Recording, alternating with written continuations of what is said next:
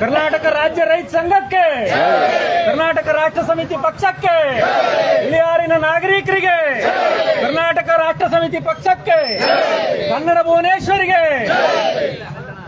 ಬಂಧುಗಳೇ,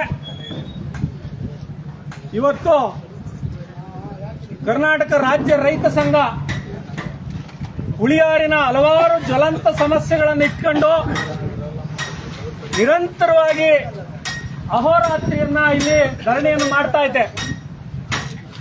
ನಿಜವಾಗಿಯೂ ಸಹ ಚಳುವಳಿಗಳು ಪ್ರಶ್ನೆ ಮಾಡತಕ್ಕಂಥ ಮನಸ್ಥಿತಿಗಳೇ ನಾಶ ಆಗ್ತಾ ಇರ್ತಕ್ಕಂಥ ಕಾಲಘಟ್ಟದಲ್ಲಿ ರಾಜ್ಯ ರೈತ ಸಂಘ ಏನು ಹುಳಿಯಾರಿನಲ್ಲಿ ಎಲ್ಲ ಹಿರಿಯರು, ರೈತರು, ಮಹಿಳೆಯರು ಎಲ್ಲರೂ ಸೇರ್ಕೊಂಡು, ಹುಳಿಯಾರಿನ ನಾಗರಿಕರು ಎಲ್ಲರೂ ಸೇರಿ, ಸಂಘ ಸಂಸ್ಥೆಗಳು ಎಲ್ಲರೂ ಸೇರಿ ಈ ಹುಳಿಯಾರು ಪಟ್ಟಣದ ಸುಸ್ಥಿತಿಗೋಸ್ಕರ ಮಾಡ್ತಾ ಇರ್ತಕ್ಕಂಥ ಈ ಧರಣಿಗೆ, ಈ ಅಹೋರಾತ್ರಿ ಪ್ರತಿಭಟನೆಗೆ ಕರ್ನಾಟಕ ರಾಷ್ಟ್ರ ಸಮಿತಿ ಪಕ್ಷ ಮನಪೂರ್ವಕವಾಗಿ ಆತ್ಮಸಾಕ್ಷಿಯಾಗಿ ಬೆಂಬಲವನ್ನ ಇವತ್ತು ಘೋಷಣೆ ಮಾಡ್ತಾ ಇದೆ. ಮುಂದಿನ ಪೀಳಿಗೆಯಲ್ಲಿ ಪ್ರಶ್ನೆ ಮಾಡತಕ್ಕಂಥ ಮನೋಭಾವವನ್ನು ಹುಟ್ಟಾಕಬೇಕಾದಂಥದ್ದು ಪ್ರತಿಯೊಬ್ಬ ನಾಗರಿಕನ ಕರ್ತವ್ಯ. ಇವತ್ತು ಬಹಳ ವಿಶೇಷವಾಗಿ ಹುಳಿಯಾರು ಪಟ್ಟಣ ಪಂಚಾಯಿತಿ ಆಗಿ ಸರಿಸುಮಾರು 7 ವರ್ಷ ಕಳೆದಿದೆ. 7 ವರ್ಷ ಕಳೆದರೂ ಸಹ ಇಲ್ಲಿಯ ತ್ಯಾಜ್ಯವನ್ನ, ಇಲ್ಲಿಯ ಸಮಸ್ಯೆಗಳನ್ನ ಪರಿಹರಿಸೋದಕ್ಕೆ ಜಿಲ್ಲಾಡಳಿತ ಸಂಪೂರ್ಣವಾಗಿ ವಿಫಲವಾಗಿದೆ, ನಾಲಾಯಕ್ಕಿದೆ. ಒಟ್ಟಾರೆ ನಮ್ಮ ವ್ಯವಸ್ಥೆ ಬಹಳ ಚೆನ್ನಾಗಿದೆ, ನಮ್ಮ ಕಾನೂನು ಕಟ್ಲೆಗಳು ಇವೆಲ್ಲವೂ ಬಹಳ ಅದ್ಭುತವಾಗಿದ್ದಾವೆ. ಆದರೆ ಅವುಗಳನ್ನು ನಿರ್ವಹಣೆ ಮಾಡತಕ್ಕಂಥ ಆಡಳಿತ ವ್ಯವಸ್ಥೆ ಇದೆಯಲ್ಲ, ಅದು ದಿನೇ ದಿನೇ ದಿನೇ ದಿನೇ ಕುಸಿತಾ ಇದೆ. ಅದಕ್ಕೆ ಕಾರಣ ಹಲವಾರು ರೀತಿಯ ಕಾರಣಗಳಿರ್ಬೋದು. ಈಗ ಒಂದು ಬಹಳ ಬಹುಮುಖ್ಯವಾದಂತ ಹುಳಿಯಾರಿನ ಸಮಸ್ಯೆ ಅಂತಂದ್ರೆ ಕಸ. ಇಡೀ ತುಮಕೂರು ಜಿಲ್ಲೆನಲ್ಲಿ ಅತಿ ದೊಡ್ಡ ವಾಣಿಜ್ಯ ಪಟ್ಟಣ ಹುಳಿಯಾರು. ಅತಿ ಹೆಚ್ಚು ತೆರಿಗೆ ವಸೂಲಾಗ್ತಕ್ಕಂಥ ಊರು ಯಾವುದು ಅಂದ್ರೆ ಹುಳಿಯಾರು. ಇಲ್ಲಿ 2 ರಾಷ್ಟ್ರೀಯ ಹೆದ್ದಾರಿಗಳು ಬರ್ತಾ ಇದ್ದಾವೆ, ಹಲವಾರು ರೀತಿಯ ವ್ಯಾಪಾರ ವಹಿವಾಟು ಚಟುವಟಿಕೆಗಳಾಗ್ತಕ್ಕಂಥ ಊರು. ಇಂಥ ಊರನ್ನೂ ಸಹ ಜಿಲ್ಲಾಡಳಿತ ಪೂರ್ಣ ಪ್ರಮಾಣದಲ್ಲಿ ಕಡೆಗಣಿಸಿದೆ, ಪೂರ್ತಿ ಕಡೆಗಣಿಸೈತೆ. ಅವರಿಗೆ ಮಾನ ಮರ್ಯಾದೆ ಗೌರವ ಘನತೆ ಎಲ್ಲವನ್ನು ಬಿಟ್ಟು ಕೂತ್ಬಿಟ್ಟಿದ್ದಾರೆ. ಅವರು ಜನ ಅಹೋರಾತ್ರಿ ಪ್ರತಿಭಟನೆ ಮಾಡ್ತಾ ಇದ್ದಾರೆ, ರಸ್ತೆಗಳಲ್ಲಿ ನಿಂತವ್ರೆ, ಪಟ್ಟಣ ಪಂಚಾಯತ್ ಎದುರುಗಡೆ ಬಂದು ಮಾಡ್ತಾ ಇದ್ದಾರೆ ಅಂದ್ರೂ ಸೌಜನ್ಯಕ್ಕಾದ್ರೂ ಕನಿಷ್ಠ ಯಾಕೆ ಹಿಂಗ್ ಕೂತಿದ್ದಾರೆ, ಏನಾಗ್ತಾ ಇದೆ ಇಲ್ಲಿ ಸಮಸ್ಯೆ, ಇದನ್ನ ಪರಿಹರಿಸಬೇಕಾದ ಏನು ಅಂತ ಕೇಳಿ ಒಂದು ದಿನವಾದ್ರೂ ಇಲ್ಲಿ ಬಂದು ಕೇಳ್ತಾ ಇಲ್ಲ. ಅಂದ್ರೆ ಈ IAS IPS ನರಿದಾರಲ್ಲ, ಇವರು ಪೂರ್ಣ ಪ್ರಮಾಣದಲ್ಲಿ ಇವರು ಬೇಜವಾಬ್ದಾರಿ ತನ್ನಿಂದ ವರ್ತನೆ ಮಾಡ್ತಾರೆ. ಯಾಕೆಂದ್ರೆ ಅವ್ರಿಗೆಲ್ಲವೂ ಸಿಗ್ತಾ ಇತ್ತು, ಕಾರು ಬಂಗ್ಲೆ ಆಳು ಕಾಳು ಎಲ್ಲ ಇದಾವೆ. ಇವ್ರದ್ದು ಉದ್ದೇಶ ಏನು ಅಂದ್ರೆ ಆಡಳಿತವನ್ನು ಪೂರ್ಣ ಪ್ರಮಾಣದಲ್ಲಿ ಹಾಳು ಮಾಡೋದು, ಲೂಟಿ ಮಾಡೋದು. ತಳ ಹಂತದ ಅಧಿಕಾರಿಗಳನ್ನ ಅನಗತ್ಯವಾಗಿ ಜನರಿಂದ ಶೋಷಣೆಗೆ ಒಳಪಡ್ತಕ್ಕಂಥದ್ದು, ಘರ್ಷಣೆಗೆ ಒಳಪಡ್ತಕ್ಕಂಥದ್ದು ಕೆಟ್ಟ ಚಾಳಿ IAS IPS ಬಂದವಕ್ಕೆ. ಇದು ಕರ್ನಾಟಕ ರಾಜ್ಯದ ಅತ್ಯಂತ ದುರ್ನಡತೆ ಮತ್ತೆ ದುರ್ವಿಧಿ.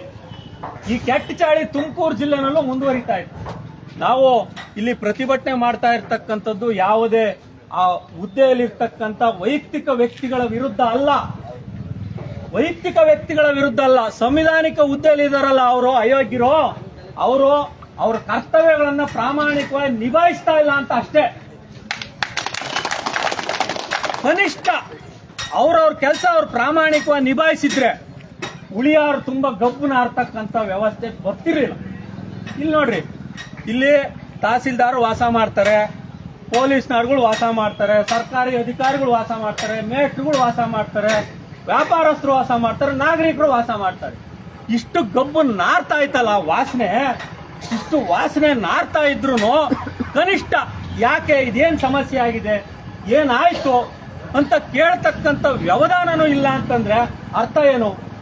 ಯಾರನ್ನ ಕೇಳ್ಬೇಕಾಯ್ತು? ಇದನ್ನ ಯಾರು ಪರಿಹರಿಸೋರು? ಯಾರಿಗ ಮಾತೆತ್ತಿದ್ರೆ ಪಟ್ಟಣ ಪಂಚಾಯತಿ ಅಧಿಕಾರಿಗಳು, ಕೌನ್ಸಿಲರ್ಗಳು ಜನರ ಮಧ್ಯೆ ಘರ್ಷಣೆ ತಂದಿರ್ತಕ್ಕಂಥ ಹಿಕ್ಮತ್ತಿನ ಕೆಲಸ ಮಾಡಕ ಇವರು IAS ನವರು IPS ನವರು ಇರೋದು.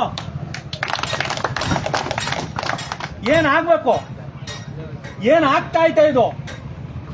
ಯಾಕೆ 7 ವರ್ಷ ಆದ್ರೂ ಇವ್ರ ಯೋಗ್ಯತೆಗೆ ಒಂದು ಕಸ ವಿಲೇವಾರಿ ಘಟಕಕ್ಕೆ ಒಂದು ಜಾಗ ಗುರುತಿಸ್ಕೊಡೋ ಯೋಗ್ಯತೆ ಇಲ್ವಾ? ಈ ಸಂಪತ್ತಿಗೆ ಇವ್ರು IAS ಯಾಕೆ ಮಾಡ್ಬೇಕು, IPS ಯಾಕೆ ಮಾಡ್ಬೇಕು? ಯಾಕೆ ಬೇಕು ಇವರು? ನಮ್ಗೆ ಜಿಲ್ಲೆಗೆ ಜಿಲ್ಲಾಧಿಕಾರಿಗಳು ಯಾಕೆ ಬೇಕು, ವರಿಷ್ಠಾಧಿಕಾರಿಗಳು ಅಂತ ಯಾಕೆ ಇವ್ರು ಬೇಕಾಗೈತೆ? AC ಹಾಕ್ಬೇಕಪ್ಪ ನಮ್ಗೆ ಹಂಗಾರೆ? ಪ್ರತಿ ದಿನ ಸಂಬಳ ತಾಂತಾರಲ್ಲ, ಇವ್ರೇನ್ ಕತ್ತೆ ಕಾಯಕ್ ಸಂಬಳ ತಾಂತಾರ? ಇವ್ರದ್ದೇನ್ ಕೆಲಸ?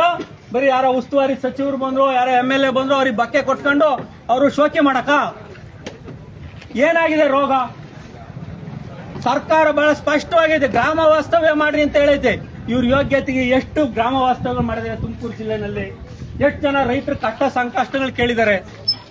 ಬಹಳ ಇಂಥ ಅತ್ಯಂತ ಸಂಕಷ್ಟದ ದಿನಗಳಲ್ಲಿ ಕರ್ನಾಟಕ ರಾಜ್ಯ ರೈತ ಸಂಘ, ಉಳಿಯಾರಿನ ನಾಗರಿಕರು ಎಲ್ಲ ಸಂಘ ಸಂಸ್ಥೆಗಳು ಸೇರಿ ಇಂಥದೊಂದು ಹೋರಾಟ ಮಾಡ್ತಾ ಇರತಕ್ಕಂಥದ್ದು ನಿಜಕ್ಕೂ ಸಹ ಇಡೀ ರಾಜ್ಯಕ್ಕೆ, ಇಡೀ ಜಿಲ್ಲೆಗೆ ಶ್ಲಾಘನೀಯ ಮತ್ತೆ ಮಾದರಿ. ಇಲ್ಲಿ ನನಗನ್ನಿಸ್ತಂಗೆ ಇಲ್ಲಿ ಯಾವುದೇ ರೀತಿಯ ಲಾ ಅಂಡ್ ಆರ್ಡರ್ ಸಮಸ್ಯೆ ಇಲ್ಲ. ಇಲ್ಲಿ ಯಾರನ್ನೂ ಸಹ ವಿರೋಧಿಸ್ತಾ ಇಲ್ಲ. ಇಲ್ಲಿ ವೈಯಕ್ತಿಕವಾಗಿ ಯಾರಿಗೂ ಸಹ ಅವಮಾನ ಮಾಡೋಂಥ ಕೆಲಸನೂ ಮಾಡ್ತಾ ಇಲ್ಲ. ಆದರೂ ಅನಗತ್ಯವಾಗಿ ನಮ್ಮ ತೆರಿಗೆ ದುಡ್ಡಿನಲ್ಲಿ ಇಷ್ಟೊಂದು ಜನ ಪೊಲೀಸ್ನವರುಗಳು ಹಾಕೊಂಡು ಅವ್ರ ಸಮಯನೂ ವೇಸ್ಟ್ ಮಾಡ್ಕೊಂಡು ಅದು ಯಾಕೋಸ್ಕರ ಸರ್ಕಾರಿ ದುಡ್ಡನ್ನು ಹಿಂಗೆ ಪೋಲ್ ಮಾಡ್ತಾ ಇದಾರೋ ಈ ಆಡಳಿತ ವ್ಯವಸ್ಥೆನಲ್ಲಿ ಆ SP, ಆ DC ಅದೇನ್ ತಲೆಯಲ್ಲಿ ಬುದ್ಧಿ ಇದೆಯೋ ಸಗಣಿ ತುಂಬೈತೋ ಗೊತ್ತಾಗ್ತಾ ಇಲ್ಲ. ನಿಜಕ್ಕೂ ಶೇಮ್ ಇದು. ಅವ್ರಿಗೆ ಶೇಮ್, ಅವ್ರಿಗೆ ನಾಚಿಕೆನೇ ಆಗ್ತಾ ಇಲ್ಲ. ಕನಿಷ್ಠ ಇಷ್ಟು ಪ್ರಮಾಣದಲ್ಲಿ ಜನ ಪ್ರಶ್ನೆ ಮಾಡ್ತಾ ಇದ್ದಾರೆ, ಅವ್ರ ಸಮಸ್ಯೆಗಳಿಗೆ ಸ್ಪಂದಿಸಬೇಕು ಅನ್ನೋ ಸೌಜನ್ಯ ಇಲ್ಲದೆ ಇರುವಂತ ನಾಲಾಯಕರು, ಬೇಜವಾಬ್ದಾರಿತನದ ಅಧಿಕಾರಿಗಳು. ಕಾನೂನಾತ್ಮಕವಾಗಿ ನಾವೆಲ್ಲರೂ ಕೆಲವೊಂದು ವಿಚಾರಗಳನ್ನ ತಿಳ್ಕೋಬೇಕಾಗ್ತೈತೆ. ಅದನ್ನ ನಾನು ಓದಿಕೆ ಬಂದಿದ್ದೀನಿ, ಅಧ್ಯಯನ ಮಾಡಿದ್ದೀನಿ, ಅದನ್ನ ನೀವು ತಿಳ್ಕೊಳ್ಳಿ, ಹೇಳ್ತಾ ಹೋಗ್ತೀನಿ. ಇಡೀ ಭಾರತದಲ್ಲಿ ಘನತ್ಯಾಜ್ಯ ವಿಲೇವಾರಿಗೆ ಸಂಬಂಧಪಟ್ಟ ಹಾಗೆ ನೀತಿ ನಿಯಮಗಳು ರೂಪಿತವಾಗಿದ್ದಾವೆ. ಅದಕ್ಕೆ ಹೋರಾಟ ಮಾಡಿದಂಥವ್ರು ಮುಂಬೈನಲ್ಲಿ ಜನಿಸಿದಂತ ಅಲ್ಮಿತ್ರಾ ಪಟೇಲ್ ಅಂತಕ್ಕಂಥ ಒಬ್ರು. ಅವರಿಗೆ ಇವತ್ತು 89 ವರ್ಷ. ಅವ್ರು ಹುಟ್ಟಿದ್ದು ಮುಂಬೈಯಲ್ಲಿ, ಈಗ ಹಾಲಿ ಬೆಂಗಳೂರಲ್ಲಿ ವಾಸ ಮಾಡ್ತಾ ಇದ್ದಾರೆ. 89 ವರ್ಷದ ಒಬ್ಬಳು ಹೆಣ್ಣು ಮಗಳು ಮ್ಯಾಸಚೂಸೆಟ್ಸ್ ಯೂನಿವರ್ಸಿಟಿ ಅಮೆರಿಕಾದಲ್ಲಿ ಅವರು ಮೈನಿಂಗ್, ಅವರು ಆ ಒಂದು ಈ ಮುನ್ಸಿಪಲ್ ಮ್ಯಾನೇಜ್ಮೆಂಟ್ ಏನು ಸಾಲಿಡ್ ವೇಸ್ಟ್ ಮ್ಯಾನೇಜ್ಮೆಂಟ್ ಬಗ್ಗೆ ಸುಪ್ರೀಂ ಕೋರ್ಟ್ಗೆ ಒಂದು PIL ಹಾಕ್ತಾರೆ. ಆ PIL ನ ಆಧಾರದ ಮೇಲೆ ಭಾರತದಲ್ಲಿ ಘನತ್ಯಾಜ್ಯ ವಿಲೇವಾರಿಯನ್ನ ಹೇಗೆ ಮಾಡಬೇಕು ಅನ್ನೋದಕ್ಕೆ ಕಾನೂನು ರೂಪಿತವಾಗುತ್ತೆ. ಕಾರ್ಪೊರೇಷನ್ ಆಗಿರ್ಬೋದು, ಗ್ರಾಮ ಪಂಚಾಯಿತಿಗಳಾಗಿರ್ಬೋದು, ಪುರಸಭೆ ಪಟ್ಟಣ ಪಂಚಾಯಿತಿಗಳಾಗಿರ್ಬೋದು, ಇದು ಕಾನೂನಾಗಿದೆ. ಯಾರೇನು ಕಾನೂನು ಬಿಟ್ಟು ಯಾರು ಮಾತಾಡಂಗಿಲ್ಲ. ಘನತ್ಯಾಜ್ಯ ವಿಲೇವಾರಿಗೂ ನಿಯಮಗಳಿದಾವೆ, ಕಾನೂನಿದೆ. ಅದರ ಆಧಾರದ ಮೇಲೆ ಘನತ್ಯಾಜ್ಯ ವಿಲೇವಾರಿ ಕಾಯ್ದೆ ಜಾರಿಗೆ ಬಂದೈತೆ. ಸರ್ವೋಚ್ಚ ನ್ಯಾಯಾಲಯದಲ್ಲಿ ಅವರು 1996ರಲ್ಲಿ ಅವರು ಈ ಒಂದು PIL ಹಾಕ್ತಾರೆ. ಆ PIL ನ ಆಧಾರದ ಮೇಲೆ ಈ ಸಾಲಿಡ್ ವೇಸ್ಟ್ ಮ್ಯಾನೇಜ್ಮೆಂಟ್ ರೂಲ್ 2016 ಕರ್ನಾಟಕದಲ್ಲೂ ಭಾರತದಲ್ಲೂ ಜಾರಿಗೆ ಬಂದೈತೆ. ಘನತ್ಯಾಜ್ಯ ವಿಲೇವಾರಿಯನ್ನ ವೈಜ್ಞಾನಿಕವಾಗಿ ಅವರು ವಿಂಗಡಣೆ ಮಾಡಬೇಕು. ಹಸಿ ತ್ಯಾಜ್ಯ, ಒಣ ತ್ಯಾಜ್ಯ, ದ್ರವ ತ್ಯಾಜ್ಯ ಇವುಗಳ ಆಧಾರದ ಮೇಲೆ ಆ ತ್ಯಾಜ್ಯವನ್ನ ಪ್ರಾಮಾಣಿಕವಾಗಿ ವಿಲೇವಾರಿ ಮಾಡ್ತಕ್ಕಂಥ ಡ್ಯೂಟಿ ಯಾರ್ದು ಅಂತಂದ್ರೆ ಸರ್ಕಾರಿ ಆಡಳಿತ ವ್ಯವಸ್ಥೆಯದ್ದು. ಇದು ಅವ್ರ ಕೆಲಸ. ಕಾನೂನನ್ನು ಪಾಲಿಸ್ರಿ ನೀವು ಅಷ್ಟೇ. ನಿಮ್ ಕೈಲಿ ನಿಮ್ ಯೋಗ್ಯತೆ ಕಾನೂನು ಪಾಲಿಸಕ್ ಆಗಲ್ಲ ಅಂತಂದ್ರೆ ಸರ್ಕಾರಿ ಕೆಲಸಕ್ಕೆ ರಾಜೀನಾಮೆ ಕೊಟ್ಟು ನಮ್ಮಂಗೆ ಉಳ್ಳಿ ಗಿಡ ಕೀಳಕ್ ಬರ್ಲಿ. ಇದು IAS ನವರು IPS ನವರು ಅಲ್ಲೆಲ್ಲ ಕುತ್ಕೊಂಡ್ಬಿಟ್ಟು ಇಲ್ಲಿ ಜನರನ್ನ ಲೋಕಲ್ ಆಗಿ PAಗಳನ್ನ, RIಗಳನ್ನ, ಪೊಲೀಸ್ನವ್ರನ್ನ ಬಿಟ್ಕೊಂಡು ಈ ತರದ ಹೋರಾಟಗಳನ್ನ ಹತ್ತಿರ್ತಕ್ಕಂಥದ್ದು, ತೊಂದರೆ ಕೊಡ್ತಕ್ಕಂಥದ್ದು ಸಂವಿಧಾನದ ಆರ್ಟಿಕಲ್ 19 ನಡಿ ನಮ್ಮ ಹಕ್ಕಪ್ಪ. ಸಂವಿಧಾನಬದ್ಧವಾದಂತ ಮೂಲಭೂತ ಹಕ್ಕು ಪ್ರತಿಭಟನೆ ಮಾಡ್ತಕ್ಕಂಥದ್ದು. ಲಾ ಅಂಡ್ ಆರ್ಡರ್ಗೆ ತೊಂದರೆ ಕೊಡ್ಕೂಡ್ದು, ವೈಯಕ್ತಿಕ ಹಿತಾಸಕ್ತಿಗಳಿಗೆ ಧಕ್ಕೆ ತರಕೂಡ್ದು, ಸಾರ್ವಜನಿಕ ಆಸ್ತಿ ಪಾಸ್ತಿಗಳಿಗೆ ಧಕ್ಕೆ ತರ್ತಕ್ಕಂಥದ್ದು. ಇವ್ಯಾವನ್ನೂ ಮಾಡದೆ ಗಾಂಧಿ ಮಾರ್ಗದಲ್ಲಿ, ಅಂಬೇಡ್ಕರ್ ಮಾರ್ಗದಲ್ಲಿ ಶಾಂತಿಯುತವಾದಂತ ಪ್ರತಿಭಟನೆ ಮಾಡೋದಕ್ಕೆ ಈ ದೇಶದ ಪ್ರತಿಯೊಬ್ಬ ನಾಗರಿಕನಿಗೂ ಹಕ್ಕಿದೆ. ದಯಮಾಡಿ ಕೇಳ್ತೀನಿ ಕೇಳಿ, ಯಾವುದೇ ಸಂಘ ಸಂಸ್ಥೆಗಳು, ಜನ, ನಾಗರಿಕರು ನೀವು ಪ್ರತಿಭಟನೆ ಮಾಡಬೇಕಾದ್ರೆ ಕೇವಲ ಮೈಕಿಗೆ ಮಾತ್ರ ಪರ್ಮಿಷನ್ ತಗೋಬೇಕು. ಅದಕ್ಕೆ ಸರ್ಕಾರದ ಚಲನ್ ಕಟ್ಟಬೇಕು, ಮೈಕಿಗೆ ಮಾತ್ರ ಪರ್ಮಿಷನ್ ತಗೋಬೇಕಷ್ಟೇ. ನೀವು ಯಾವುದೇ ರೀತಿಯ ಪರ್ಮಿಷನ್ ಅನ್ನ ನೀವು ಶಾಂತಿಯುತವಾಗಿ ಪ್ರತಿಭಟನೆ ಮಾಡೋದಕ್ಕೆ ಯಾರಿಂದಲೂ ಯಾವ ಪರ್ಮಿಷನ್ ಬೇಡ. ಇದು ಪ್ರೊಫೆಸರ್ ನಂಜುಂಡಸ್ವಾಮಿ ಅವರು ಹೇಳ್ಕೊಟ್ಟಿರ್ತಕ್ಕಂಥ ಮೂಲ ಸೂತ್ರ ಇದು.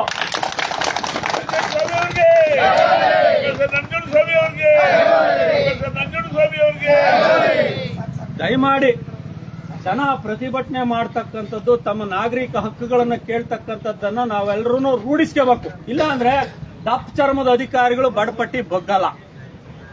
ಯಾಕೆಂದ್ರೆ ಅವರು ಪೂರ್ತಿ ಹೋಗಿ ಅವ್ರ ಲೆಕ್ಕಾಚಾರವೇ ಬೇರೆ ಇದೆ. ಈಗ ಇಡೀ ಆಡಳಿತ ವ್ಯವಸ್ಥೆಯನ್ನ ಮುಂದಿನ ಪೀಳಿಗೆಗೂ ಸಹ ಬದುಕಕ್ ಆಗದಂಗೆ ಕೆಳ ಅಂತ ತಿಳಿಸ್ತಕ್ಕಂಥ ಕೆಟ್ಟ ಚಾಳಿಗೆ ಇಳಿದ್ಬಿಟ್ಟಾರೆ. ಈಗ ಇನ್ನೊಂದು, ಈಗ ಸಾಲಿಡ್ ವೇಸ್ಟ್ ಮ್ಯಾನೇಜ್ಮೆಂಟ್ ಅನ್ನ ಪ್ರಾಮಾಣಿಕವಾಗಿ ನಿಭಾಯಿಸದೆ ಹೋದ್ರೆ ಕಾನೂನಲ್ಲಿ ಯಾವ್ಯಾವ ರೀತಿ ಶಿಕ್ಷೆ ಇದೆ, ಅದು ಕ್ರಿಮಿನಲ್ ಅಫೆನ್ಸ್, ಕ್ರಿಮಿನಲ್ ಅಪರಾಧ. ಸಾಲಿಡ್ ವೇಸ್ಟ್ ಮ್ಯಾನೇಜ್ಮೆಂಟ್ ಅನ್ನ ಪ್ರಾಮಾಣಿಕವಾಗಿ ನಿಭಾಯಿಸದೆ ಹೋದ್ರೆ ಅದು ಕ್ರಿಮಿನಲ್ ಅಪರಾಧ ಆಗುತ್ತೆ. ಇದು ಕಾನೂನಲ್ಲೇ ಐತಿ. ಅದರಲ್ಲಿ ಯಾರ್ಯಾರು ಅಧಿಕಾರಿಗಳು ಏನೇನು ತಪ್ಪು ಮಾಡಿದ್ರೆ ಕಾನೂನಲ್ಲಿ ಯಾವ್ಯಾವ ರೀತಿ ಶಿಕ್ಷೆ ಇದೆ ಅನ್ನೋದು ಐತೆ. ಕಾನೂನಲ್ಲಿ ಇರತಕ್ಕಂಥದ್ದನ್ನು ಹೇಳ್ತೀನಿ.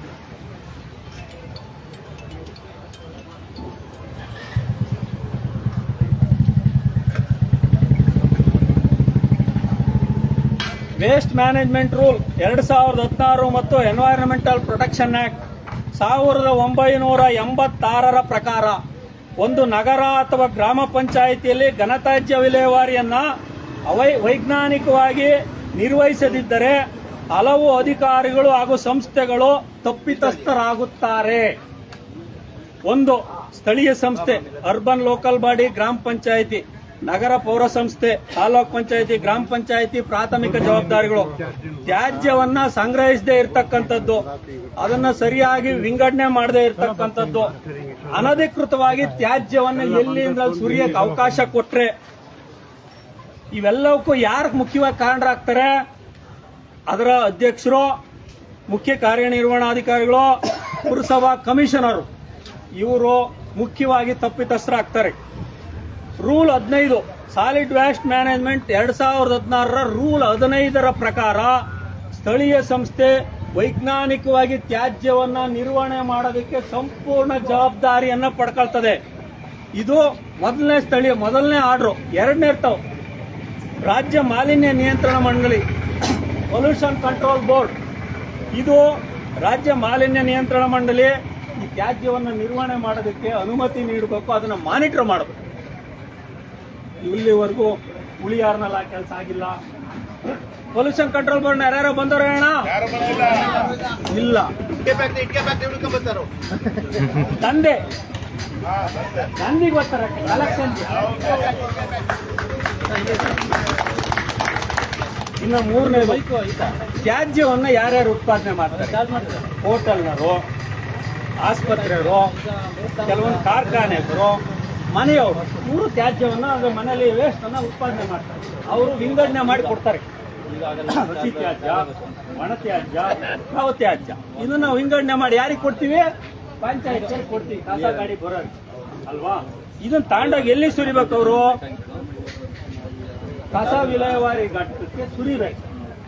ಸುರಿಯಕ್ ಜಾಗ ಐತಾ ಉಳಿಯಾರ್ ಪಟ್ಟಣ ಪಂಚಾಯತಿಗೆ? ಇದಕ್ಕೆ ಕಾರಣ ನೆಕ್ಸ್ಟ್ ಬರ್ತೀವಿ. ಇಲ್ಲಿ ಸಾಗಾಟಕ್ಕೆ ಕೆಲವು ಕಡೆ ಟೆಂಡರ್ ಕೊಡ್ತಾರೆ ಖಾಸಗಿ ಗುತ್ತಿಗೆದಾರರಿಗೆ. ಆ ಖಾಸಗಿ ಗುತ್ತಿಗೆದಾರ ಅದನ್ನ ಪ್ರಾಮಾಣಿಕವಾಗಿ ಅದನ್ನ ಸಾಗಾಟ ಮಾಡದೆ ಹೋದ್ರೆ ಅವನು ಸಹ ಕ್ರಿಮಿನಲ್ ಅಪರಾಧಿ. ಇನ್ನ 5ನೇದು, ಯಾರು ಬಹುಮುಖ್ಯವಾಗಿ ಅಂತಕ್ಕಂಥ ತಿಳ್ಕೋಬೇಕು. ಇದು ರಾಜ್ಯ ಮತ್ತು ಜಿಲ್ಲಾ ಆಡಳಿತ, ಡಿಸಿ, ಸಿಒ, ತಹಸೀಲ್ದಾರ್. ಆಡಳಿತ ಅಂದ್ರೆ ಬರೀ ಪಟ್ಟಣ ಪಂಚಾಯತಿ ಚೀಫ್ ಆಫೀಸರ್ ಅಷ್ಟೇ ಅಲ್ವಲ್ಲ, ಈ ಜಿಲ್ಲೆಯ ಎಲ್ಲ ಮುಖ್ಯ ಅಧಿಕಾರಿಗಳು ಬರ್ತಾರಲ್ವಾ? ಡಿಸಿ, ತಹಸೀಲ್ದಾರ್, ಎಸಿ, ಇವರೆಲ್ಲರೂ ಸಹ ಇದರಲ್ಲಿ ಪಾಲುದಾರರು. ಪೌರ ಸಂಸ್ಥೆ ಸರಿಯಾಗಿ ಕೆಲಸ ಮಾಡ್ತಾ ಇತ್ತೋ ಇಲ್ವಾ ಅನ್ನೋದನ್ನ ಮಾನಿಟರ್ ಮಾಡೋದು ಯಾರು? ಡಿಸಿ. ಇವತ್ತು ನಾವು ಯಾರಿಗೆ ಹೊಣೆಗಾರನಾಗಿ ಮಾಡ್ಬೇಕಾಯ್ತೆ? ಈ ನಮ್ಮ ಉಳಿಯಾರು ವ್ಯಾಪ್ತಿಗೆ ಯಾರೋ ಉಪವಿಭಾಗಾಧಿಕಾರಿ ತಿಪ್ಟೂರ್ನವರು, ಅವರು AC, ಈ ತಾಲೂಕಿನ ದಂಡಾಧಿಕಾರಿ ತಹಸೀಲ್ದಾರ್, ಇವರು 3 ಜನ ಈ ಉಳಿಯಾರಿನ ಸಮಸ್ಯೆಗಳಿಗೆ ಮೂಲ ಕಾರಣಕರ್ತರು. 7 ವರ್ಷ ಬೇಕೇನ್ರಿ ಉಳಿಯಾರು ಪಟ್ಟಣ ಪಂಚಾಯತಿಗೆ ಕಸ ವಿಲೇವಾರಿ ಘಟಕಕ್ಕೆ ಜಾಗ ಗುರುತಿಸ್ಕೊಡಕ್ಕೆ?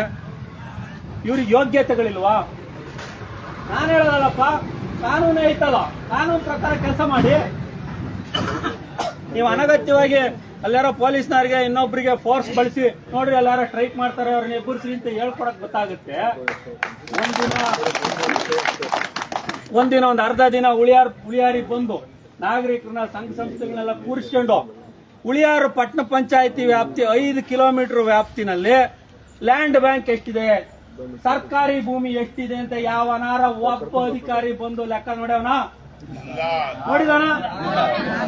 ನಾನೇ ಖುದ್ದಾಗಿ ಹೇಳಿನಪ್ಪ AC-ಗೆ ಫೋನ್ ಮಾಡಿ, ಬಾರಮ್ಮ ಸರ್ಕಾರಿ ಭೂಮಿ 5 ಕಿಲೋಮೀಟರ್ ವ್ಯಾಪ್ತಿನಲ್ಲಿ ಘನತ್ಯಾಜ್ಯ ವಿಲೇವಾರಿ ಘಟಕ ಸ್ಥಾಪನೆ ಮಾಡಕ್ ಬೇಕಾದಂತ ಭೂಮಿಯನ್ನ ನಾವು ಗುರುತಿಸ್ಕೊಡ್ತೀವಿ ಬಾರಮ್ಮ ಅಂತ ಕರೆದು ಬಂದವ್ರ? ಜನರನ್ನ ಮಾತಾಡ್ಸಿದಾರ? ಸಾರ್ವಜನಿಕರ ಅಭಿಪ್ರಾಯನ ಎಷ್ಟು ಚೆನ್ನಾಗಿ ಪಡ್ಕೊಂಡವ್ರೆ? ಇಲ್ಲ. ಇವರೆಲ್ಲೋ ಹೋಗ್ತಾರೆ, ಅಲ್ಲೆಲ್ಲ ದಸುಡಿತ ಗುರುತಿಸ್ತಾರೆ, ಇಲ್ಲೆಲ್ಲ ಕೆಂಕೆರೆತ ಫಾರೆಸ್ಟ್ಗೆ ಹೋಗ್ತಾರೆ, ಇನ್ನೊಂದ್ಸತಿ ಹೊಸಳ್ಳಿ ಕೈ ಮಾರ್ಕ್ ಹೋಗ್ತಾರೆ. ಏನ್ ಇವ್ರ ಅವ್ರದ್ದು ಆಟ?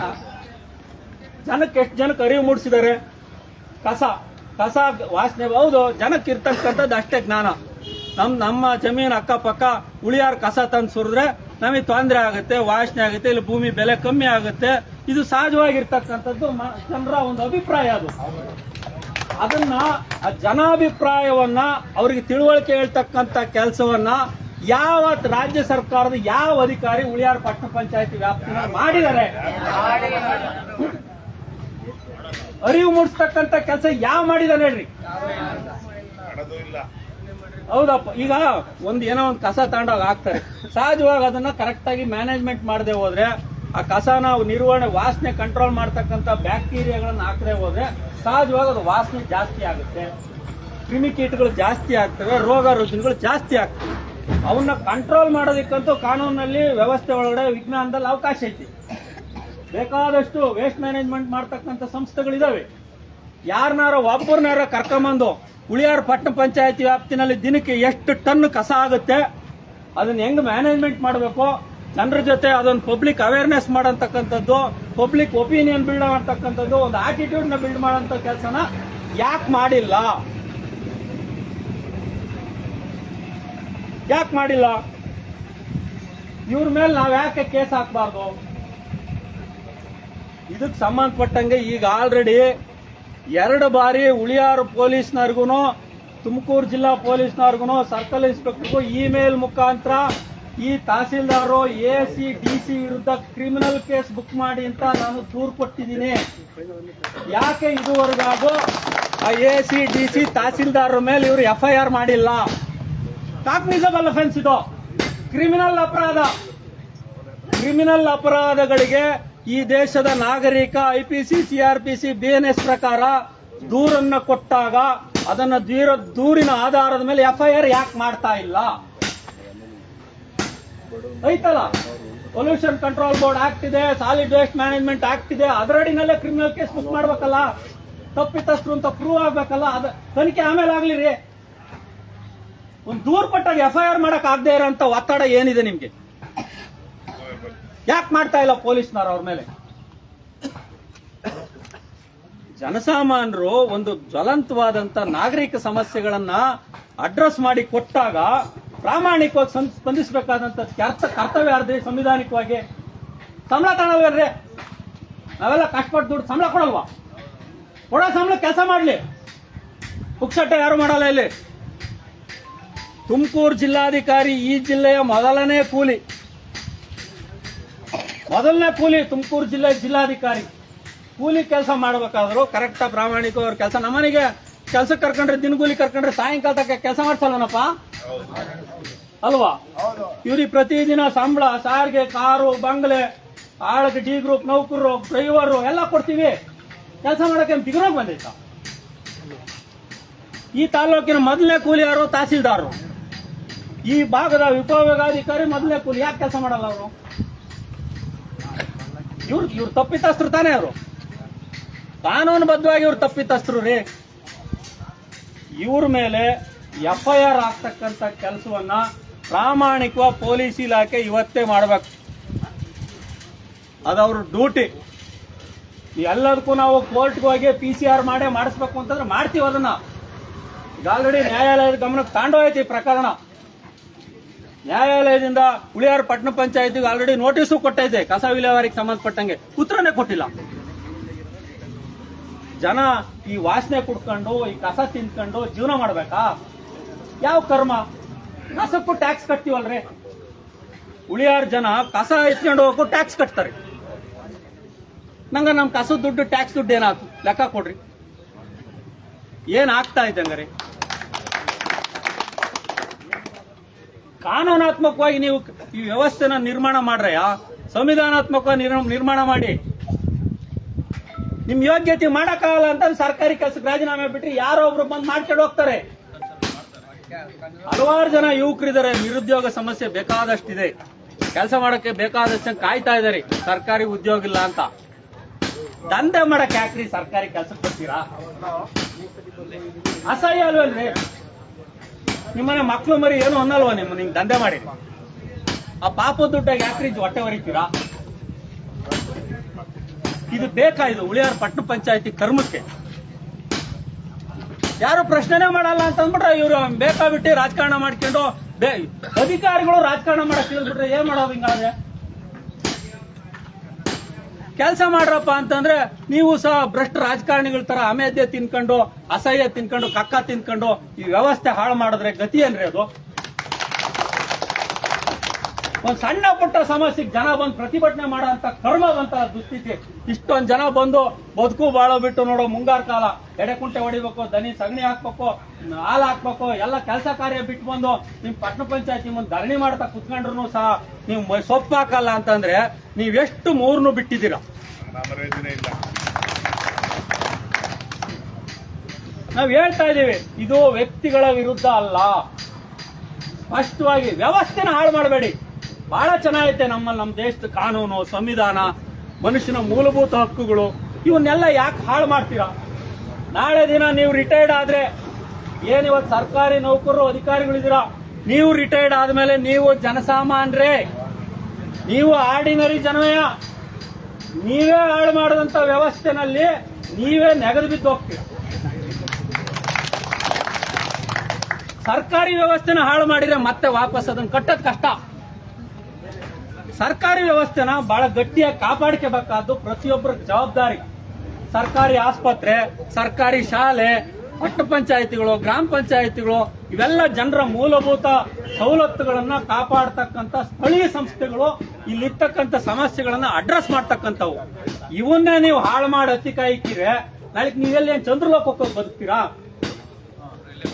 ನೀವು ಭೂಮಿ ಮೇಲೆ ಬದುಕಬೇಕಲ್ಲ. ನೀವು ಈ ಉಳಿಯಾರು, ಚಿಕ್ಕನಾಯಕನಹಳ್ಳಿ, ತುಮಕೂರು ಇಂಥ ಪಟ್ಟಣಗಳಲ್ಲೇ ಬದುಕಬೇಕಲ್ಲ. ಯಾಕೆ ಹಾಳು ಮಾಡ್ತಾ ಇದ್ದೀರಾ ಸರ್ಕಾರಿ ವ್ಯವಸ್ಥೆನ? ಸರ್ಕಾರಿ ಪಟ್ಟಣ ಪಂಚಾಯತಿಗಳನ್ನ ಯಾಕೆ ಹಾಳು ಮಾಡ್ತೀರಾ? ಏನ್ ಸಿಗುತ್ತೆ ನಿಮ್ಗೆ? ತಿನ್ರಿ, ಕಮ್ಮಿ ತಿನ್ರಿ. ಸಿಕ್ಕುತ್ತೆ ಅಂತ ಬಾಯಿ ಬಂದಂಗೆ ತಿಂದ್ಬಿಟ್ಟು ವಾಮಿಟ್ ಆಗಿ ಬರಬಾರದು ರೋಗ ಬಂದು ನೆಗೆದು ಬಿದ್ದು ಹೋಗ್ತೀರಾ. ಎಷ್ಟು ತಿಂದ್ರು ಲಾಟಿ ನೀವು ಹೋಗೋದು ಮಣ್ಣಿಗೆ. ಮಣ್ಣಂತೂ ಪ್ರೀತಿಯಿಂದ ಕರೀತೀನಿ ನಿಮ್ಮನ್ನ. ಬರೀ ನಾನು ನಿಮ್ನ ಅಕ್ಷಸಿ ಮಣ್ಣೊಳಿಕೆ ಅಂತ. ಲಂಚ ತಿನ್ನೋದು, ಅಲ್ಲೆಲ್ಲ ಲೂಟಿ ಹೊಡೆಯೋದು, ಸರ್ಕಾರಿ ಕಾಮಗಾರಿ ಕಳಪೆ ಕಾಮಗಾರಿ ಮಾಡೋದು, ಹಿಂಗೆ ಭೂಮಿ ಇಲ್ವೇನ್ರಿ? ಉಳಿಯಾರ ಪಟ್ಟಣ ಪಂಚಾಯತಿ ವ್ಯಾಪ್ತಿ 5 ಕಿಲೋಮೀಟರ್ ವ್ಯಾಪ್ತಿನಲ್ಲಿ 106 ಎಕರೆ ಖಾಲಿ ಜಾಗ ಬೇಕಾದಷ್ಟು ಬಿದ್ದೈತ್ರಿ. ಇವತ್ತು ಬಿದ್ದೈತೆ. ಸರ್ಕಾರಿ ಗೋಮಾಳ ಬಿದ್ದಿದೆ. ಫಾರಂ ನಂಬರ್ 53 ಹಾಕಿದ್ರೆ ಮಾತ್ರ ನಿನ್ ಕೈ ಮಂಜೂರು ಮಾಡಕ್ ಆತಿ. 7 ವರ್ಷ ಆಯ್ತು. ಗೆಜೆಟ್ ಆದ್ಮೇಲೆ ನೀನ್ ಯಾವನ್ಗೂ ಮಂಜೂರು ಮಾಡಕ್ ನೀನ್ ರೈಟ್ಸೇ ಇಲ್ಲ. ಭೂಮಿ ಬೇಕಾದಷ್ಟಿದೆ ಅಂತದ್ದು ಹುಡುಕಲ್ಲ. ಅದಿದ್ರೆ ವ್ಯವಹಾರ ಮಾಡ್ಕೊಳಕ್ ಬೇಕಾಗತ್ತಲ್ಲ. ಯಾವನಾರ ಒಬ್ಬ ಗಿರಾಕಿ ಇಟ್ಕೊಂಡು ಅವನಿಗೊಂದು ದಂಧೆ ಮಾಡ್ಬೋದಲ್ಲ. ಇದು ರೆವಿನ್ಯೂ ಇಲಾಖೆಯವರ ಮಸಲತ್ತು, ಹಿಕ್ಮತ್ತು. ಇವತ್ತು ಉಳಿಯೋರು ಇದನ್ ಮಾಡ್ಯಾರ, ಆ ನೋಟಿಫಿಕೇಶನ್ ಹಾಕ್ಯಾರ. ಯಾರ ಖಾಸಗಿಯಾಗಿ ಜಮೀನು ಕೊಡೋರಿದ್ರೆ ಪರ್ಚೇಸ್ ಮಾಡ್ತೀವಿ ಅಂತ ಐತೇನಪ್ಪ ದುಡ್ಡು. ಪಟ್ಟಣ ಪಂಚಾಯತಿ ದುಡ್ಡು ಸಂಬಳ ಕೊಡಕ್ಕೆ ಐತಾ ದುಡ್ಡು? ಉಳಿಯಾರ ಪಟ್ಟಣ ಪಂಚಾಯತಿ ವ್ಯಾಪ್ತಿನಲ್ಲಿ ಎಲ್ಲಾರು ಅವ್ರು 5 ಕಿಲೋಮೀಟರ್ ವ್ಯಾಪ್ತಿನಲ್ಲಿ 25-30 ಲಕ್ಷ ಕಮ್ಮಿ ಎಲ್ಲಾರು ಎಕರೆ ಐತೇನ ಐತಾ? ಮಿನಿಮಮ್ 5 ಎಕರೆ ಅಂತಂದ್ರೆ 5-3-15 1.25 ಕೋಟಿ ರೂಪಾಯಿ ದುಡ್ಡು ಬೇಕಪ್ಪ. ಏನ್ ರೆಡಿ ಇಲ್ಲಿ ಅಕೌಂಟ್ ದುಡ್ಡು ಕ್ಯಾಶ್ ಐತಾ ಇದೆಯಾ ದುಡ್ಡು? ಒಂದ್ ಕಡೆಗೆ ಇರ್ತಕ್ಕಂತ ಸರ್ಕಾರಿ ಭೂಮಿನೂ ಇವರು ವಶಪಡಿಸ್ಕೊಳ್ಳೋ ಯೋಗ್ಯತೆ ಇಲ್ಲ. ಸರ್ಕಾರಿ ಆಡ್ಲಿ ಪೂರ್ಣ ಪ್ರಮಾಣದಲ್ಲಿ ಯಾವುದೇ ರೀತಿಯ ಅವನಿಗೆ ಎಂಜಾಯ್ ಮಾಡಕ್ಕೆ ಆಗಲ್ಲ ರೀ. ಇದೆ ಗೋಮಾಳಗಳು ಇರ್ತವೆ, ಹುಲ್ಬನಿ ಕಾವಲು ಇರ್ತವೆ, ಆಕಾರ ಈ ತರದ ಹುಡುಕಿರಿ ಲ್ಯಾಂಡ್ ಬ್ಯಾಂಕ್ ಹುಡುಕಕ್ ತಯಾರಿಲ್ಲ ಅವರು. ಯಾವುದೇ DC AC ತಹಸೀಲ್ದಾರ್ಗಳು ಇವ್ರಿಗೆ ಬೇಕಾಗಿಲ್ಲ ಇದು. ಇವ್ರೇನ್ ಮಾಡ್ತಾರೆ, ಸೀದಾ ಕೆಂಕೆರೆ ತಕೋಗ್ತಾರೆ, ಅಲ್ಲಿ ಫಾರೆಸ್ಟ್ ಅಲ್ಲಿ ಹೋಗೋದು, ಕಸ ಸುರಿಯೋದು, ಅಲ್ಲಿ ಮಂಜೂರು ಮಾಡಿ ಅನ್ನೋದು. ಇತ್ತ ಹೊಸಳ್ಳಿ ಕೈ ಕರೆಕ್ಟ್ ಆಗಿ ಗೊತ್ತಿರುತ್ತೆ ಅವ್ರಿಗೆ. ಇಂಥ ತಕೋಗಿ ಜಾಗ ಹಿಡ್ಕಿರ ಅಲ್ಲಿ ವಿರೋಧ ಬರುತ್ತೆ, ಅಂತ ಜಾಗನೇ ಗುರ್ತಿಸೋದು ಇವ್ರು ಹೇಳಕ್ಕೆ. ಈಗ ಎಲ್ಲ ಬಿಟ್ಟು ದಸೂಡಿ ಆ ಮೂಲ್ ಹೋಯರಿ ಈ ತಾಲೂಕಿನ ಕಡಿಗೆ ಅಲ್ಲಿ ಬಿಟ್ಟು ಚೆನ್ನಾಗೈತೆ ಕಂಪ್ನಳ್ಳಿ ತವ, ಅಲ್ಲಿ ರಂಗಸ್ವಾಮಿ ಕಾಲೇಜ್ ದೇವಸ್ಥಾನ ಅಂತ ಬಹಳ ಚೆನ್ನಾಗೈತೆ ಜಾಗ, ಅಲ್ಲಿಗೆ ಹೋಗ್ತಾರೆ.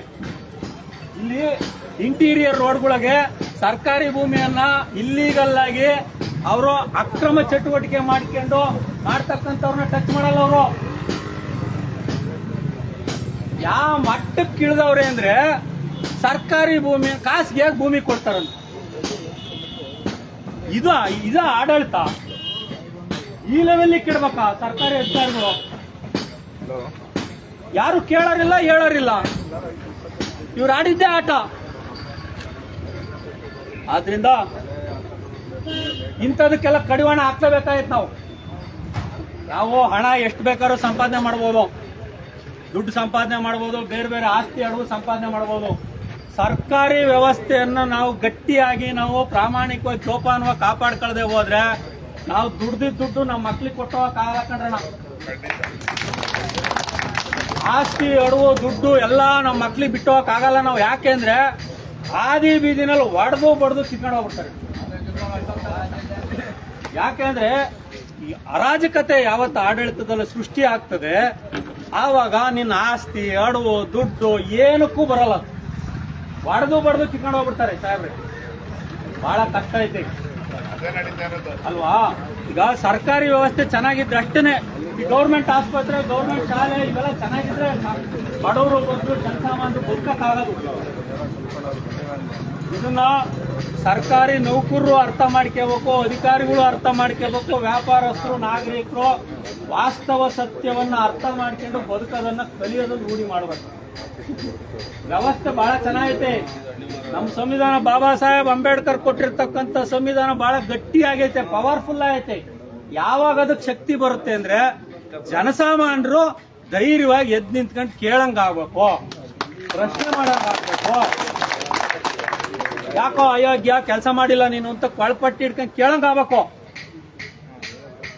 ಇನ್ನು ಮುಂದೆ ಸಂಘರ್ಷದ ಕಾಲ. ಇವರೇನ್ ಬಾಯಿ ಮಾತಿಗೆ ಬಗ್ಗರಲ್ಲ, ಬಗ್ಗಲ್ಲ. ಇನ್ಮೇಲೆ ಜನ ಕಳ್ಳ ಕದೀಮ ದುಷ್ಟ ದರೋಡೆಕೋರ್ ಎಲ್ಲರ ಕಂಡ ಅಂದ ತಕ್ಷಣ ಸಿಕ್ಕಿತ್ತ ಮರಕ್ಕೆ ಕಟ್ಟಾಕ್ಬೇಕು. ಅವನೇ ಒಡೆಯೋದ್ ಬೇಡ, ಬಡಿಯೋದ್ ಬೇಡ, ಕಟ್ಟಾಕ್ಬಿಟ್ಟು ನಾಗರಿಕವಾಗಿ ಅವನು ಸಾಮಾಜಿಕವಾಗಿ ಅವ್ನಿಗೆ ಎಷ್ಟು ಅವಮಾನ ಮಾಡ್ಬೇಕು ಅವಮಾನ ಮಾಡಿಬಿಡ. ಕೋರ್ಟು ಕಚೇರಿ ನ್ಯಾಯಾಲಯ ಆಮೇಲೆ ನೋಡ್ಕೊಳ್ಳೋಣ. ಅರ್ಥ ಆಯ್ತಾ?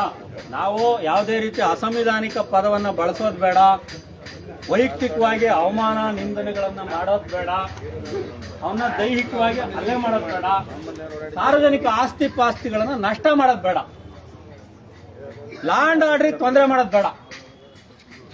ಶಾಂತಿಯುತವಾಗಿ ಗಾಂಧಿ ಮಾರ್ಗದಲ್ಲಿ, ಬಾಬಾ ಸಾಹೇಬ್ ಅಂಬೇಡ್ಕರ್ ಮಾರ್ಗದಲ್ಲಿ, ಪ್ರೊಫೆಸರ್ ನಂಜುಂಡಸ್ವಾಮಿ ಅವ್ರ ಮಾರ್ಗದಲ್ಲಿ ನಾವು ಹೋರಾಟಗಳನ್ನ, ಚಳುವಳಿಗಳನ್ನ ಮುಂದಕ್ಕೆ ಕೊಂಡೋಗೋದು ಅಷ್ಟೇ ನಮ್ಮ ಕೆಲಸ. ಇನ್ನು ಸ್ವಲ್ಪ ದಿನ ಅಣ್ಣ ಚಂದ್ರಣ್ಣ ನಿಮ್ಮಂತರ ಕಾಲಕ್ಕೆ ಹೋರಾಟ ಚಳುವಳಿ ಎಲ್ಲ ಹೊರಟಾಯ್ತದೆ. ಈಗಿನ ಜನರೇಷನ್ ಎಲ್ಲ reels, Facebook, WhatsApp, dance, DJ, orchestra ಆ ಮೂಡಲ್ ಇದಾವ. ಈಗ ಸತ್ಯನ ನೇರವಾಗಿ ಮಾತಾಡೋದು ಅಭ್ಯಾಸ ಮಾಡ್ಕೊಳ್ಳೋಣ. ಹೋಯ್ತು ಕಾಲ. ಎಲ್ಲ ಎಲೆಕ್ಷನ್ಗಳೊಳಗೆ ಎಂಡ ಕುಡಿಸಿ ಕಂಡ ತಿನ್ಸಿ ಜಾತಿ ಧರ್ಮದ ಹೆಸರಲ್ಲಿ ರಾಜಕಾರಣ ಮಾಡಿ ಜನರನ್ನೆಲ್ಲ ಮಂಗ ಮಾಡಿ ಹಾಕ್ಬಿಟ್ರು ಇವರೆಲ್ಲ.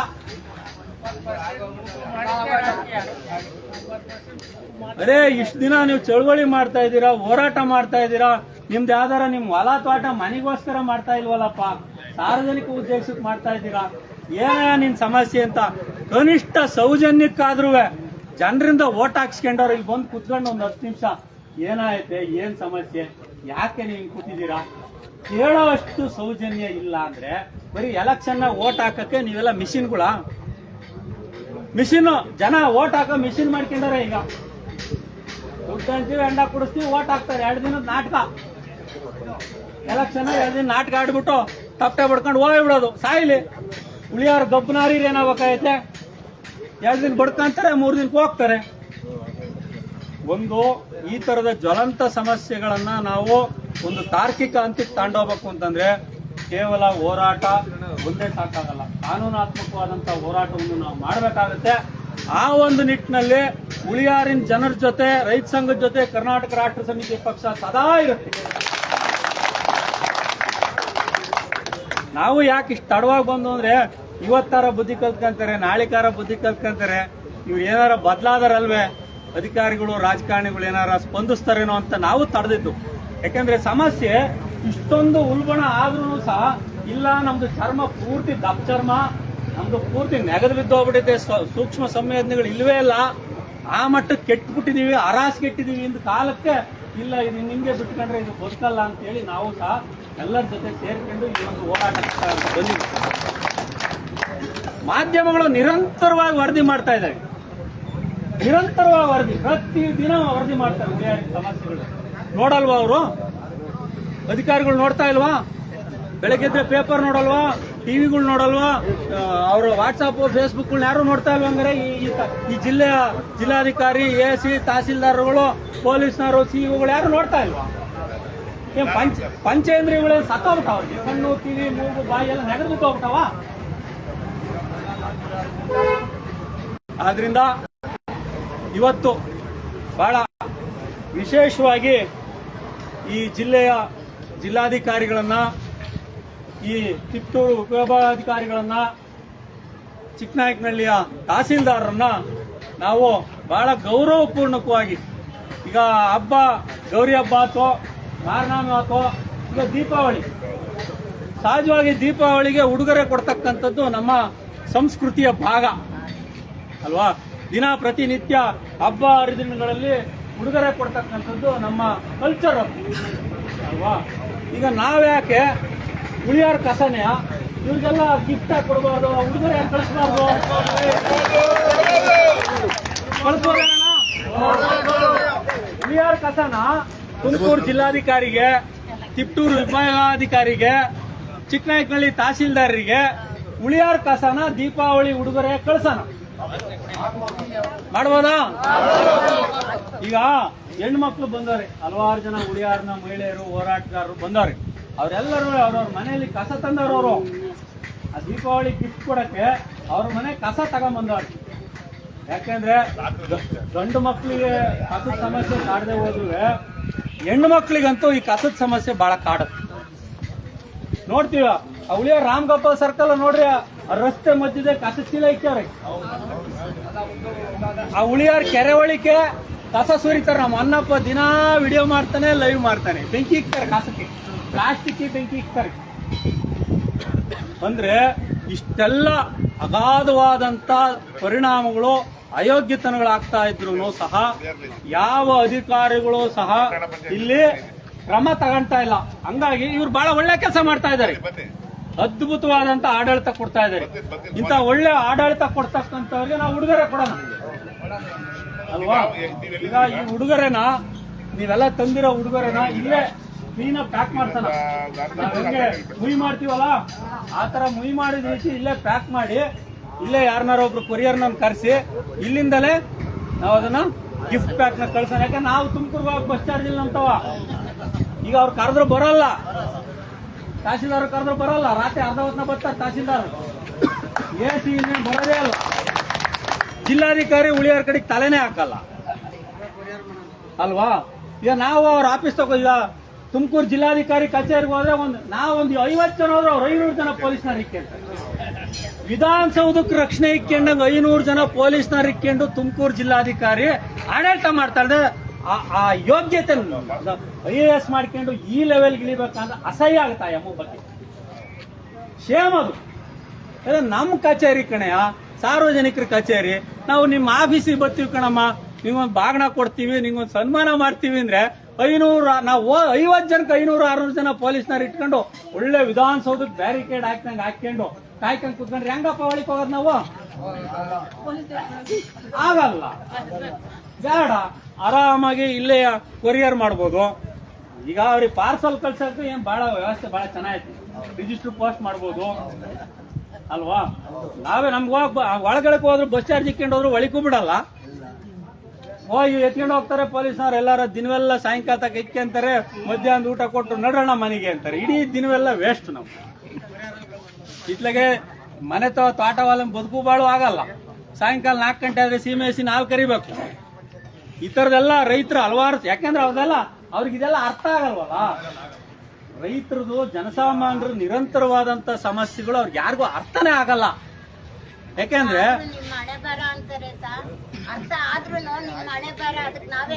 ಯಾಕೆಂದ್ರೆ ಅವರು, ನಾನು ಹೇಳಿಲ್ವಾ, ಅವ್ರು ಏನಿದ್ರು ಬರೀ ಝೀರೋ ಟ್ರಾಫಿಕ್ ಮಂತ್ರಿಗಳು, ಹೋಮ್ ಮಿನಿಸ್ಟ್ರಿ ಬಕ್ಕೆ ಕೊಡೋದು, ಅವ್ರು ಬಂದಾಗ ಯಾವಾಗ್ಲೂ ಅವ್ರ ಜೊತೆಗಿರೋದು. ಅವ್ರಿಗೆ ಜ್ವಲಂತ ಸಮಸ್ಯೆಗಳೇನ್ ಬೇಕಾಗಿಲ್ಲ. ಅವ್ರ ರಾಜಕಾರಣಿಗಳು ಗುಲಾಮರು, ಬೂಟ್ ನೆಕ್ತಾ ಇದಾರ. ಈಗ IAS ನವರು IPS ನವರು ಇದಾರಲ್ಲ, ಅವ್ರೇನ್ ಅವ್ರಿಗೆ ಒಳ್ಳೆ ಟ್ರೈನಿಂಗ್ ಕೊಡ್ತಾರೆ. ಡೆಹ್ರಾಡೂನ್ ನಲ್ಲಿ ಬೇರೆ ಎಲ್ಲೆಲ್ಲ ಅವ್ರಿಗೆ ಮೊದ್ಲೇ ಟ್ರೈನಿಂಗ್ ಕೊಡ್ಬೇಕಾದ್ರೆ ಹೇಳ್ಕೊಟ್ಬಿಡ್ತಾರಂತೆ. ನೀನೇ ಇಂದ್ರ ಚಂದ್ರ ಮಹೇಂದ್ರ, ಅವ್ರಿಗೆ ತರಬೇತಿ ಕೊಟ್ಟು ಕಳಿಸ್ಬಿಡ್ತಾರ. ಅದನ್ನ ಹಂಗೆ ತಿಳ್ಕೊಂಡವ್ರೆ. ಜನಸಾಮಾನ್ಯರ ಬಳಿ ಬರೋದೇ ಇಲ್ಲ. ಅವರು AC ಆಫೀಸಾಗ ಕುತ್ಕೊಂಡು ಅಲ್ಲೇ ಕುತ್ಕೊಳೋದು. ಆಫೀಸಾಗ AC ಚೇಂಬರ್ ಇರುತ್ತೆ, ಕುತ್ಕೊಂತಿದ್ದಂಗೆ ಒಂದು CCTV ಹಾಕೊಂಡಿರ್ತಾರೆ. ಕೆಳಗೆ ಯಾರು ಬರ್ತಾರೆ ಹೋಗ್ತಾರೆ ನೋಡ್ತಿರ್ತಾರೆ. ಹಂಗೂ ಯಾರ ನನ್ನಂತ ನಿಮ್ಮಂತರ ಯಾರ ಮಾತಾಡೋರು ಹೋದ್ರೆ CC ಕ್ಯಾಮ್ರಾದ ನೋಡ್ತಾರೆ, ಕದ್ದು ಹೋಗ್ತಾರೆ. ಫೋನ್ ಎತ್ತಲ್ಲಪ್ಪ, ನೋಡ್ರಿ ಫೋನ್ ನಂಬರ್ ಕೊಡ್ತೀನಿ, DC ಫೋನ್ ನಂಬರ್. ಈಗ ನೋಡೋಣ ಯಾರ ಮಾಡ್ರಪ್ಪ, ಎತ್ತರೇನ ತಾಡ್ರಿ, ನಂಬರ್ ತಾಡ್ರಿ ಕೊಡ್ತೀನಿ.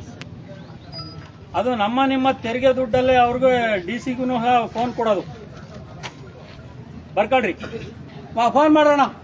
DC ಫೋನ್ ನಂಬರ್ ಕೊಡ್ತೀನಿ. ಸರ್ಕಾರಿ CUG ನಂಬರ್ ಇದು 8287310995. ಫೋನ್ ಮಾಡ್ರಿ. ಅದೆಷ್ಟು ಜನಕ್ಕೆ ಸಾರ್ವಜನಿಕರಿಗೆ ಫೋನ್ ಎತ್ತಾರೆ ನೋಡೋಣ. ನಾವು ನೀವು ತೆರಿಗೆ ಕಟ್ಟ ದುಡ್ಡಲ್ಲಿ ಆ ಫೋನ್ ಬಿಲ್ ಕಟ್ತೀವಿ.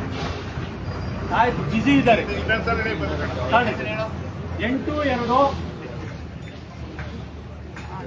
8287310951.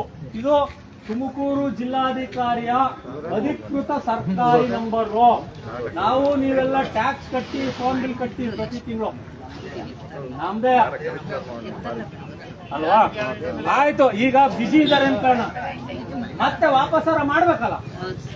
ಇವರಿಗೆ ಆಳು ಕಾಳು CS ಸೆಕ್ರೆಟರಿ ಎಲ್ಲರೂ ಇದ್ದಾರೆ. ಇವ್ರಿಗೆ ಒಬ್ಬರೇ ಅಲ್ಲ, ಅವ್ರಿಗೊಬ್ಬ ಬಾಳ್ ಕೊಟ್ಟಾರೆ, ಒಬ್ಬ FDC ಇರ್ತಾನೆ. ಇದೆಲ್ಲ ಇದ್ದಲ್ವೇ ಜನಸಾಮಾನ್ಯರು ಎಷ್ಟು ಫೋನ್ ಮಾಡ್ಯಾರೆ, ಅವಕ್ಕೆ ವಾಪಸ್ ಸ್ಪಂದಿಸ್ಬೇಕು. ಕನಿಷ್ಠ ಮಟ್ಟದ ಪ್ರಜ್ಞೆ ಇಲ್ಲ. ಇಂಥವ್ರು ಬಂದು ಉಳಿಯಾರ ಕಸನ ನಮ್ಮ ಸಮಸ್ಯೆನ ಬಗೆಹರಿಸ್ತಾರ. ಅದಕ್ಕೆ ಇಂಥ ಅದ್ಭುತವಾದಂತ ಕಾನ್ಸೆಪ್ಟ್ ಅನ್ನ ಉಳಿಯಾರಿಗೆ ಅವರು ಕಸದ ಊರಿದು. ಉಳಿಯಾರು ಅಂದ್ರೆ ಕಸದ ಊರು ಅಲ್ವಾ? ಹಂಗಾಗಿ ನಾವೆಲ್ಲ ಈ ತುಮಕೂರು ಜಿಲ್ಲಾಧಿಕಾರಿಗೆ, ಕಿತ್ತೂರು ಉಪವಿಭಾಗಾಧಿಕಾರಿಗೆ, ಚಿಕ್ಕನಾಯಕನಹಳ್ಳಿ ತಹಸೀಲ್ದಾರ್ರಿಗೆ ಒಂದು ಮನವಿ. ದಯಮಾಡಿ ಅರ್ಧ ಹೊತ್ನ ಸರ್ವತ್ನಾಗ ರಾತ್ರಿ 5 ಗಂಟೆ ಮೇಲೆ 6 ಗಂಟೆ ಮೇಲೆ ಹೋರಾಟಕ್ಕೆ ಬರಬೇಡಿ. ಬರಂಗಿದ್ರೆ ರಾಜಾರೋಷವಾಗಿ ಹಗಲೊತ್ತೇ ಬರ್ರಿ. ನಿಮ್ ಸರ್ಕಾರಿ ಟೈಮಿಂಗ್ಸ್ ಅಲ್ಲೇ ಬಂದು ಹೋರಾಟಗಾರರ ಹತ್ರ ಮಾತಾಡ್ತಕ್ಕಂಥ ಒಳ್ಳೆ ಕಲ್ಚರ್ ಅನ್ನ ಬೆಳೆಸ್ಕೊಳ್ಳಿ. ಜನ ಇರ್ತಾರೆ ಹಗಲೊತ್ನ ಬಂದಾಗ. ರಾತ್ರಿ ಹೊತ್ತ ಬಂದ ಇಲ್ಲಿ ಮಳೆ ಗಾಳಿ ಬೀಳ್ತಾ ಐತೆ, ಮಳೆ ಬರ್ತದಂಗೆ ಪಾತ್ರೆ ಪೊಳಗೆ ಎತ್ಕೊಂಡು ಅಲ್ಲೆಲ್ಲ ಹೋಗಿ ಮನೆಗೆ ಹೋಗಿ ಆ ಕಷ್ಟ ನೋಡಕ್ಕಾಗಲ್ಲ. ಇಲ್ಲ ಹಂಗೂ ನಿಮ್ಗೆ ಕೇಳಲೇಬೇಕು ಅಂದ್ರೆ ಒಂದು ರಾತ್ರಿ ಇಲ್ಲಿ ಜೊತೆ ಮಲ್ಕೇಳ್ರಿ, ಮಲಗ್ರಿ. ಸರ್ಕಾರಿ ಅಧಿಕಾರಿಗಳು, ನೌಕರದಾರರು ಹೋರಾಟದ ಜಾಗಗಳಲ್ಲಿ ಮಲಗಿರಿ. ನಿಮ್ ಕೆಲವೊಂದು ಪಾಪಗಳಾರ ಪರಿಹಾರ ಆಗ್ತದೆ. ಉಳಿಯಾರ ಕಸಕ್ಕಿಂತ ಹೆಚ್ಚಾಗಿ ಅಮೇಧ್ಯ ತಿಂತಾ ಇದ್ದೀರಾ. ತುಮಕೂರು ಜಿಲ್ಲೆಯಲ್ಲಿ ಕೆಲವೊಂದು ಅಧಿಕಾರಿಗಳು ಉಳಿಯಾರ ಕಸಕ್ಕಿಂತಲೂ ಹೆಚ್ಚು ಲಂಚ, ಅಮೇಧ್ಯ, ಕಕ್ಕಸ್ ತಿಂತಾ ಇದ್ದಾರೆ.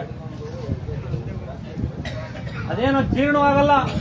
ಪ್ರಾಮಾಣಿಕವಾಗಿ ಹೇಳ್ಬೇಕು ಅಂದ್ರೆ ಜೀರ್ಣ ಆಗಂತದ್ನೆಲ್ಲ ಆಗದೆ ಇರೋದೆಲ್ಲ ತಿಂತಾ ಇದ್ದಾರೆ.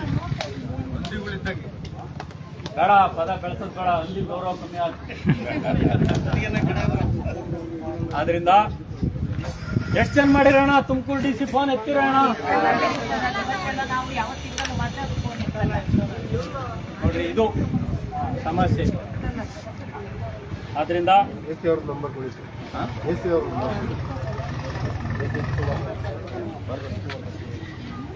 ಈಗ AC ನಂಬರ್ ಕೊಡ್ತೀನಿ ತಾಳ್ರಿ, ಯಾರ ಫೋನ್ ಮಾಡ್ರಿ AC-ಗೆ, ಬಾರವ ಈ ದೀಪಾವಳಿ ಗಿಫ್ಟು ಹ್ಯಾಂಡ್ ಹೋಗೋ ಅಂತ ತಾಳ್ರಿ. 9481 971891.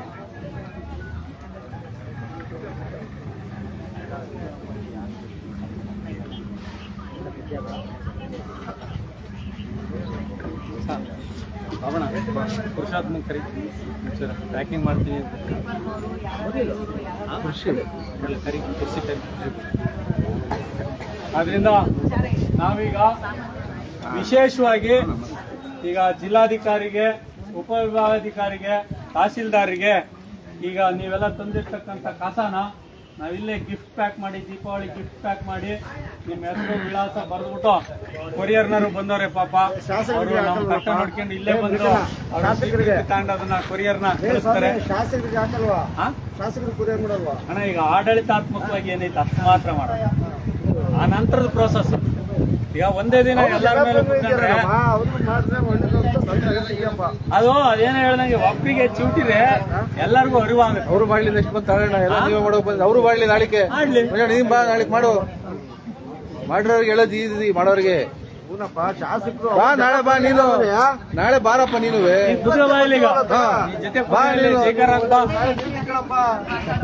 ಬಾ, ನೀನು ಯಾಕಿದ್ರದ್ಯಾ ಬಾ, ನಾಳೆ ನೀನು ಅವ್ರದ್ದು, ನಾಳೆ ನಿಂದು ಅವ್ರದ್ದು ಏನೋ ಮಾಡ್ತಿರ್ಬೇಕು, ಮತ್ತೆ ನಮ್ ಮುಗ್ ತೋರಿಸಬಾರ್ದು. ನೀನು ಬಾ, ಮಾಡು, ಮತ್ತೆ ಮಾಡ್ತಿರೋ ಸುಮ್ಮನೆ ಶಾಸಕರಿಗೂ ಹಾಕುತ್ತ ಕಡೆ ನೀನು ವಕೀಲು ಮಾಡು, ಶಾಸಕರು ಕಳ್ಸಪ್ಪ ಅಂತ ಹೇಳಿದ್ದು ಗಿಫ್ಟ.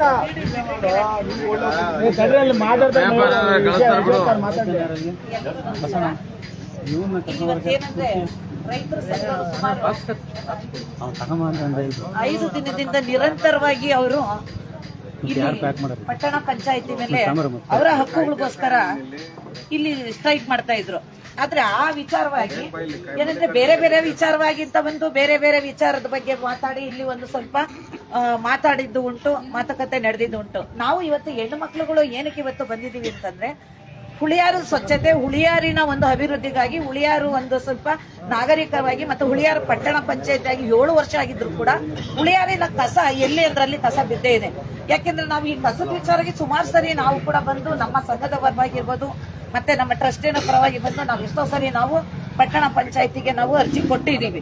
ಇದು ವಿಚಾರವಾಗಿ ಯಾವುದೇ ಕಾರಣಕ್ಕೂ ಏನ್ ಹೇಳ್ತಾರೆ, ಲಾರಿ ಇಲ್ಲ, ಮತ್ತೆ ಕೆಲಸ ಮಾಡೋರಿಲ್ಲ, ಇದಿಲ್ಲ. ಮತ್ತೆ ಇವತ್ತು ಇವರು KRS ಪಕ್ಷದವರು ನಮ್ಮ ಮಲ್ಲಿಕಣ್ಣವ್ರು ಹೇಳಿದ ಪ್ರಕಾರ ಇಷ್ಟೊಂದೆಲ್ಲ ಸರ್ಕಾರದಿಂದ ಇಷ್ಟೊಂದು ಅನುದಾನಗಳು ಮತ್ತೆ ಅದ್ರ ಸರ್ಕಾರದಿಂದ ಇಷ್ಟೊಂದೆಲ್ಲ ಬರ್ತಾ